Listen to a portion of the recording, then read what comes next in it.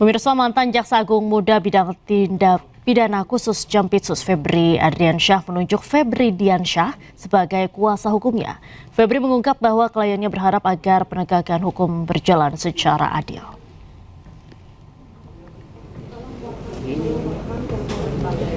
Mantan Jampitsus Febri Adriansyah menunjuk mantan jubir KPK Febri Diansyah sebagai kuasa hukumnya.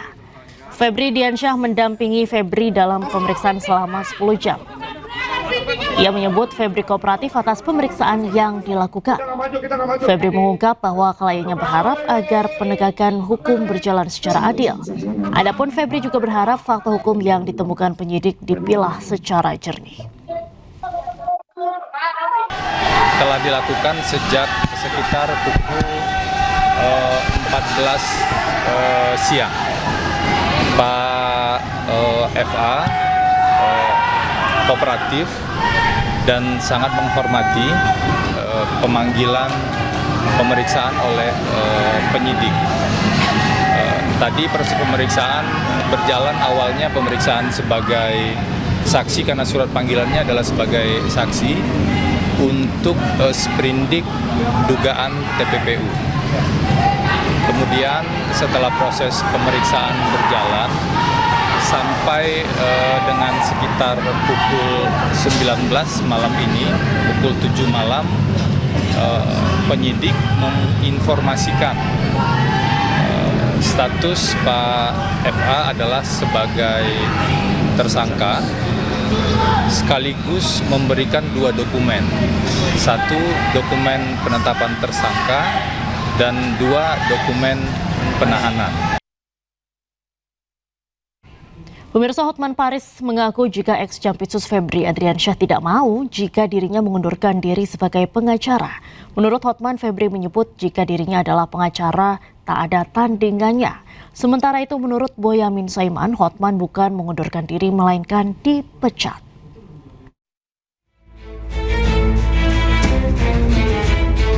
Sepertilah kondisi terakhir Hotman Paris Hutapea duduk di kursi roda sambil membawa tongkat. Padahal sepekan lalu Hotman tampak segar bugar. Ia bahkan kuat mendampingi ex-Jampitsus Febri Adriansyah dari pemeriksaan hingga 11 jam. Hotman bahkan masih tampak bersemangat menjawab pertanyaan media. Betul. Udah. Kalau kau punya otak, lu tahu jawabannya. Sudah, titik ya? Ya udah di jawaban sendiri. Namun 6 hari kemudian sambil duduk di kursi roda, Hotman mengumumkan mengundurkan diri sebagai pengacara Febri Adriansyah dengan alasan sakit. Jadi atas dasar pertimbangan itulah saya sudah dari 2 hari lalu sudah kasih tahu ke klien saya, sekarang jadi mantan Febri Jampitsus, saya mengundurkan diri. Setelah mengundurkan diri, Hotman langsung ke Singapura untuk jalani pengobatan.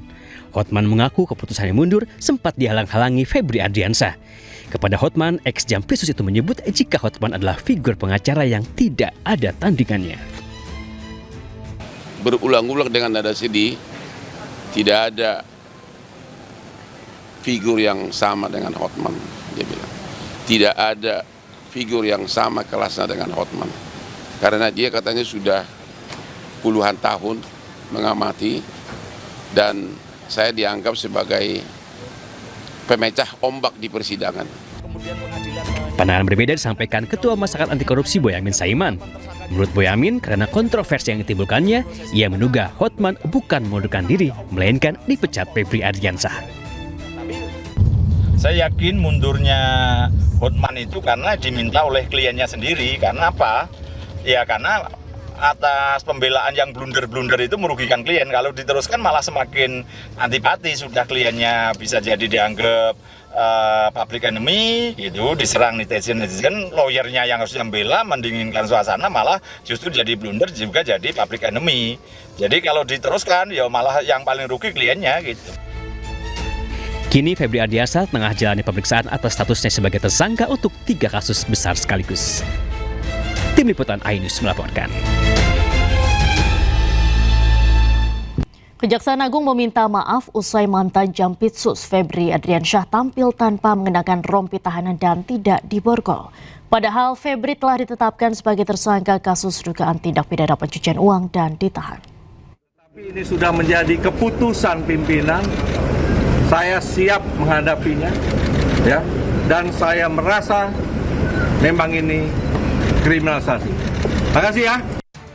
Mantan Jampitsus Kejagung Febri Adriansyah tidak mengenakan rompi merah muda atau pink saat hendak diangkut dengan mobil tahanan ke rutan KPK. Tak hanya itu, tangan Febri juga tidak diborgol layaknya seorang tersangka.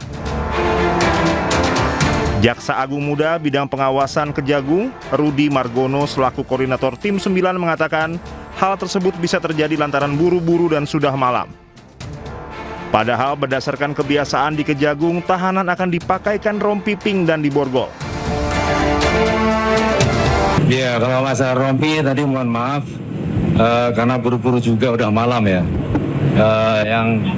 Terus yang kedua, modus operandinya secara umum, dugaan TPPU yang dilakukan oleh penyelenggara negara dalam jabatannya sebagai jaksa atau pejabat struktural selama dia menjabat mengabdikan diri di kejaksaan. Lebih detailnya tidak akan saya sampaikan karena terkait dengan strategi pembuktian, dan kalau kita sampaikan akan sangat menyulitkan kita ke depannya. Rudi mengatakan Febri ditahan untuk 20 hari pertama. Febri ditahan di rutan KPK lantaran pernah menangani kasus-kasus besar.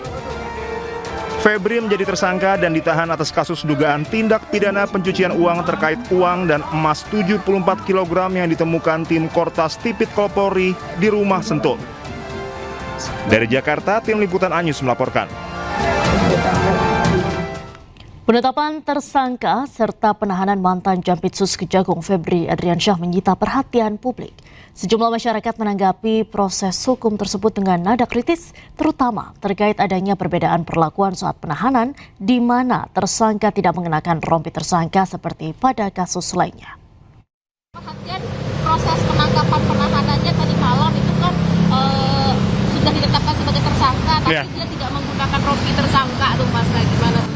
Mungkin menurut saya ya, orang awam hukum dan lain-lainnya gitu, mungkin ada proses ke depannya lagi, Mbak. Jadi ada proses entah ada BAP atau apa segala sebutannya itu tuh saya sendiri kurang tahu. Mungkin nextnya akan ada pemakaian rompi oranye itu sendiri dari pihak KPK atau pihak KPK sendiri sih ya.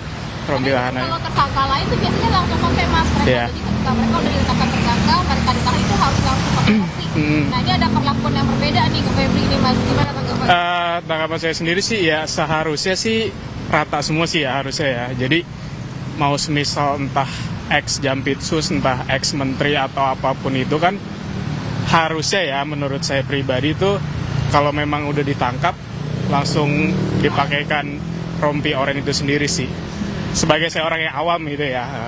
Nah itu mereka kan yang membuat hukum ya, artinya mereka penegak hukum ya, dan mereka juga yang mengadili terhadap hukum, dan mereka juga mengadili orang-orang mereka sendiri ya. Semua fasilitas itu ada di mereka gitu loh.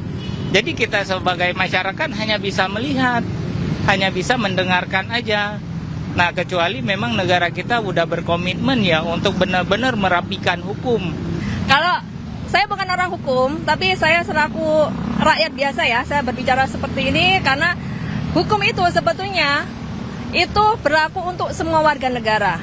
Tidak memandang status, tidak memandang ini rakyat jelata atau apa, itu berlaku untuk semuanya. Dan hukum itu tidak bisa dipesan. Dari kasus tersebut memang dari sisi saya sebagai POV masyarakat pada umumnya, ya kita tahu kalau hukum di negara memang di negara kita itu memang kalau untuk kasus-kasus yang besar gitu ya, itu sepertinya juga kurang memenuhi keadilan di hati masyarakat seperti kecil gitu ya.